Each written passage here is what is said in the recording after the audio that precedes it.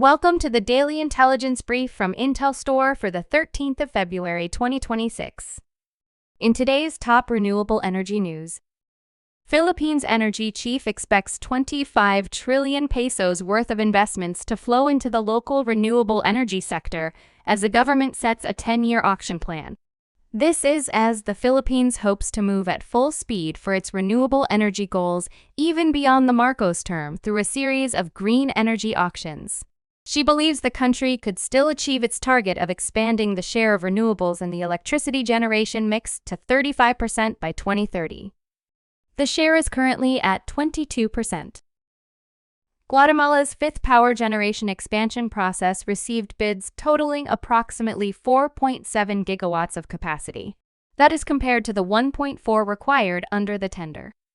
Industry sources estimate that more than 2 gigawatts of the total submitted correspond to solar PV projects, both with and without energy storage. This reflects the strong presence of renewable energy technologies in a procurement round that also allows thermal generation offers. Total estimated investment across all technologies exceeds $3.5 billion. The potential of 2.7 billion kilowatt-hours of wind power per year is still waiting for its implementation in Switzerland. The 50 wind turbines currently installed produced 161 million kilowatt-hours in Switzerland in 2025. The planning and approval procedures for a wind farm take more than 20 years in Switzerland.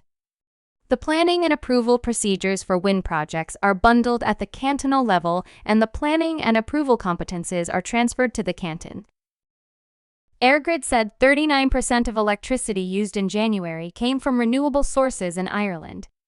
New all-time demand peaks for a two-day weekend were recorded. Wind energy provided 33% of all power. It delivered 1,119 gigawatt-hours last month. Solar contributed just under 1% to the fuel mix. Grid-scale output peaked at 371 megawatts on January 28, alongside a similar volume of embedded generation. New York State on Friday cited federal disruptions and market uncertainty in canceling its latest and largest request for new offshore wind energy.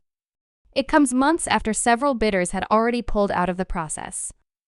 Nixing the solicitation puts an end, for now, to a plan that foresaw potentially thousands of new wind power arrays in deep waters off New York and New Jersey. The solicitation had been a key contributor to the state's plan for at least 9 gigawatts of offshore wind power by 2035.